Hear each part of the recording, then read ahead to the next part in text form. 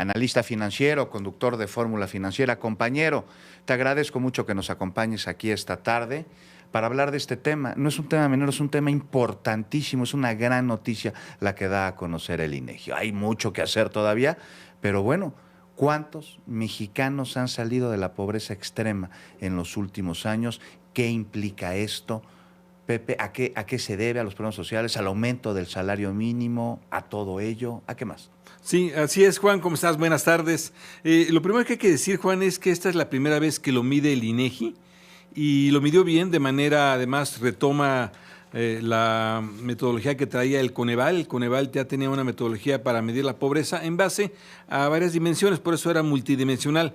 Era el ingreso más 6 dimensiones. Vaya, carencias en rezagos en educación, carencias en salud, seguridad social, alimentación, carencias en servicios básicos de vivienda. Todo esto te ayudaba a pues medir de mejor manera la pobreza y cómo era la pobreza. ¿Qué ha pasado en estos años? Tú lo decías bien, en estos años de 2018 a 2024, en efecto, se redujo la pobreza en estos años en 13.4 millones de personas. Sí es algo significativo, sí es algo importante, sí es algo para tomar en cuenta. En porcentaje fue de 41.9% que eran pobres, 41.9% a 24.2%. O sea, realmente sí es destacarse. Y tú ya lo adelantabas, cuando uno empieza a revisar a qué se debe esto, desde luego se debe pues más, sobre todo, al tema salario mínimo, al aumento constante del salario mínimo.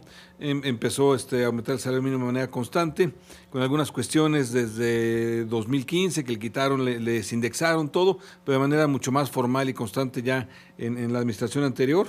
Y bueno, con esto pues se ha logrado ver incluso en el primer decil, cuando tú ves, Juan, el primer decil, el decil número 1, el más pobre, en sus ingresos el 45% viene de salario, 45%. Por programas sociales viene el 23%, es decir, el salario es más importante que los propios programas sociales. A ver, Pepe, aquí incluso hay personas que han dicho en estos micrófonos que el aumento del salario realmente no ha impactado en la economía de México ni en la población, debido a que son pocas las personas que ganan el salario mínimo. Bueno, yo creo que estas cifras pues tienen otros datos, ¿no? Y son datos verídicos, es un dato que mata relato, no sé tú cómo lo veas, tú eres analista financiero. No, desde luego, no, el salario mínimo sí hay que decirlo, sí ha ayudado a combatir la pobreza, sí ayuda realmente a mejorar la distribución del ingreso, y el salario mínimo a veces sí te funciona obviamente en el empleo formal y también a veces en el empleo informal. Es una suerte de faro que te funciona para tener ciertos estándares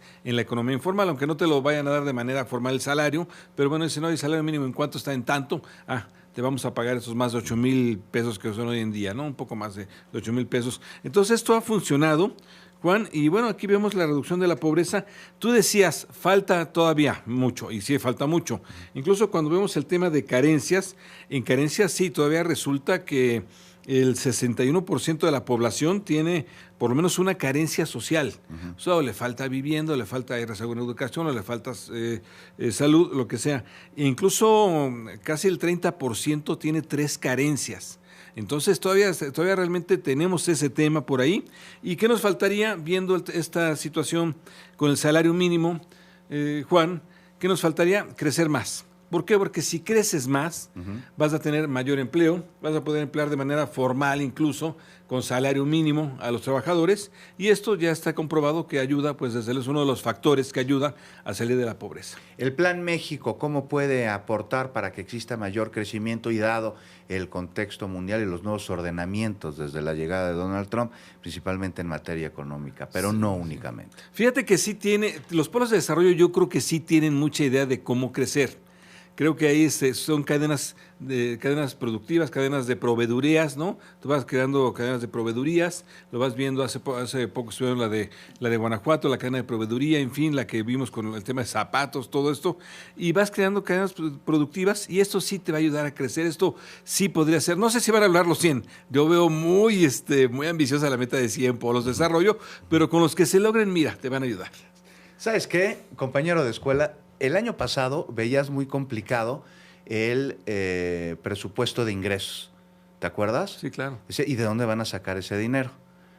Hoy dieron a conocer datos de la recaudación fiscal. El SAT da a conocer pues cuánto se han pagado de impuestos, cuánto los mexicanos hemos pagado de impuestos de enero a julio de este año, ¿no? Sí, es a julio de este año. Sí. Y la cifra no es menor, es algo que es mayor a lo que se esperaba en el presupuesto. 7%. Nos cae la pausa, Pepe. Hablamos rápidamente, claro, regresando de gusto, esto, te voy a robar un poquito más el tiempo, voy a aprovechar tu enorme generosidad Claro.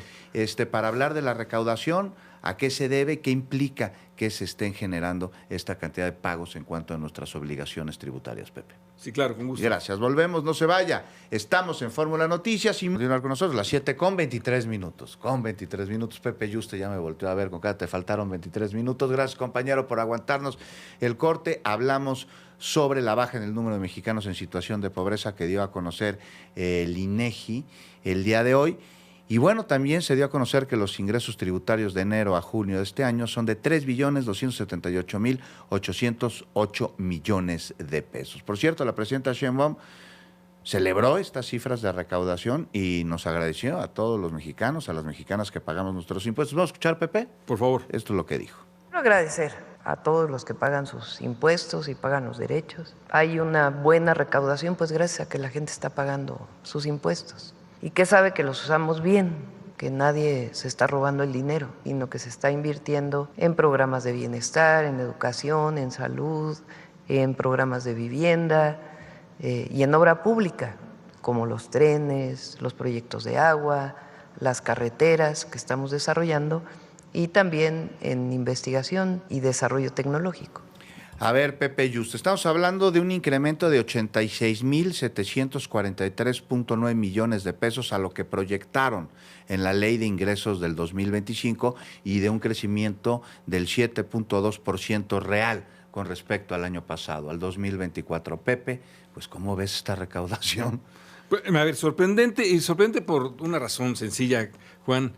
La economía va creciendo apenas de manera marginal y estás aumentando la recaudación de impuestos. No aumentaste los impuestos, estás aumentando la recaudación. Porque la verdad es que es Lo difícil, dijeron, ¿no? es difícil hacerlo así, es difícil hacerlo porque... Les pues, preguntaban, a ver, Pepe, les decían, ¿cómo le van a hacer si no van a aumentar impuestos? Les decían a los funcionarios de la Cuarta Transformación, decían, no, pues vamos a hacer que los ciudadanos paguen. ¿Cómo? Pues con confianza de que sus impuestos están trabajando. Bueno, pues ahí está la cifra, ¿eh? Esta no, sí. no Sobre todo, ¿sabes qué? Los grandes contribuyentes. La estrategia de cobrarle a los grandes contribuyentes, las grandes empresas, esta ha funcionado bien. Esta viene desde el sexenio pasado y ya se ha mantenido. El SAT además ha hecho, yo creo que algo interesante, desde luego que es digitalizar casi todo. Ha ayudado a la digitalización, la tiene. Y el gran tema ahí, desde luego, aparte de digitalización y aparte de cobrar a los grandes contribuyentes. Que Juan, se les perdonaban los impuestos, ¿no, no, Pepe? pues desde luego. Era desde increíble, luego. ¿no? Yo creo que o sea, ahí uno sí. con mucho trabajo pagando sus impuestos y si no te caía Lolita, como le decían No, Hacienda. o Dolores. ¿No y los Dolores y los grandes contribuyentes, pues se los perdonaban. Y ahora el gran tema es que obviamente el 50% de la economía es informal. Es empezar a formalizar ese 50% de la economía. Y no solo para cobrarle impuestos, no solo para esto. Es obviamente para que tengan mejor calidad los trabajadores. ¿Qué pasó con los trabajadores que lo comentábamos aquí de Uber y de Didi y de todas estas aplicaciones? Bueno, los formalizas y les das mejor calidad de trabajo. Porque tienen ya seguridad social, tienen servicios médicos, tienen un Infonavit, tienen Afore.